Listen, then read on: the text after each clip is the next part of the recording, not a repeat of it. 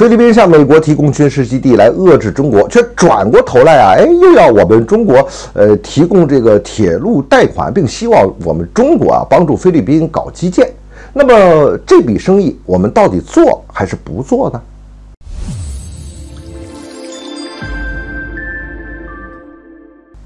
欢迎来到张斌观察，我是张斌。菲律宾交通部长巴代就公开表示呢，向中国提出了55亿铁路贷款啊，并且呢，希望中国能够承接这个工程。巴代还说，已经向中国有关部门提出了这个申请和需要，那么就等待中国的答复。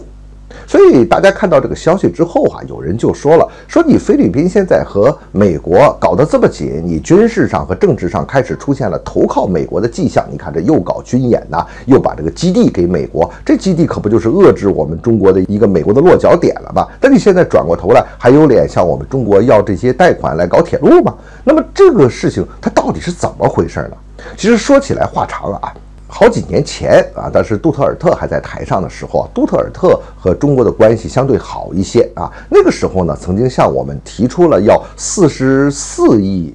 这个美元的这个贷款。菲律宾呢想要修这个3条铁路嘛，修好了之后，那对菲律宾的国民经济的发展，整个国家的发展呢大有好处嘛。但是后来这事儿他玩不转了啊，他现在又倒过来求这个我们中国了。后来呢，在项目提交给我们之后呢，开始要44亿嘛，我们一直就没有批他。他看我们中国一直都没有批准这个项目之后呢，在2022年，这小马克思他不是上台了之后嘛，他这个政策突变，这政治大环境一下就转过去了，然后他干脆就把这个项目给取消了。你看现在不是说了吗？又发现玩不转了，倒过来又求我们了啊！所以这个事啊，我们来可以看几点啊。这第一个呢，最早这个项目提出来的时候，我们是做过一些充分论证的，但我们没有那么快批这个项目，其实也是看到了政治条件和菲律宾政局将会发生什么样的变化，这是一个巨大的风险，所以我们一直就把它缓在这儿了。第二一个啊，菲律宾当时是这么想的，就是说，这个事情啊，如果是不通过中国，或者说向中国要一些帮助，那么这个事情就转给我们菲律宾国内的公司自己来搞这个基建，那不也挺好的吗？后来发现自己他搞不转这个事情。第三一个，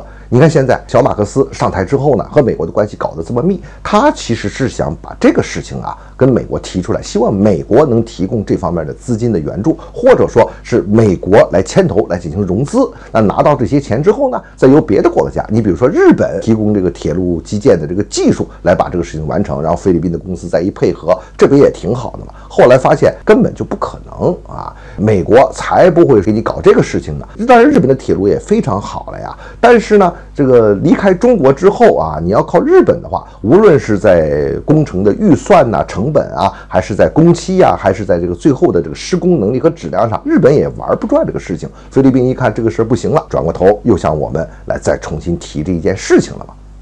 那么面临这个事情，我们来看啊，到底说我们接不接这个事情呢？我们该怎么办呢？这个呀，我觉得我们得分2方面来看。这第一个说是在商言商啊，能做的业务它还是要做。当然我说这个在商言商也不只是仅仅指菲律宾的这一件事情，就是说从商业角度来看啊，能够有所收益的事情我们还要做啊。另一方面呢，说这个在商它也不一定言商。为什么这么说呢？先说这个在商言商啊，如果有收益的事情，而且我们能够有一个保障体制的情况之下，那为什么不去做呢？对吧？当然了，这个是要有前提、有门槛，而且呢，要给这个项目装一个护栏。你比如说这个资金的问题，我们可以建立一种融资的机制。这种融资的机制，我们中国当然是出大头，但出了大头肯定风险也最大。但是不止我一家，你包括你菲律宾是吧？你也要进行一些投资在里面哈。第二一个呢，这里面呢，你菲律宾拿什么做担保？你比如说，你可以在你的财政计划里边单列，用你的税收在一定的年限之中做一定的担保。所以我们要有一定的这种保障的机制在这边。还有一个你比如说在里边，我们也可以给你设一个门槛你比如说有些东西，我们可以搞一部分的人民币的结算，因为最终这个钱如果我们放给菲律宾的话，它其实最终的工程还是要交给我们来做，你找别人也不行而且要采购的这原材料你包括以后的火车什么的，你可能还是要采购中国的，这里边就完全有可能通过这个人民币贷款来完成这一件事情。所以这是在商言商，我们不要意气用事，只要可行并且有安全的保障，那为什么不做呢？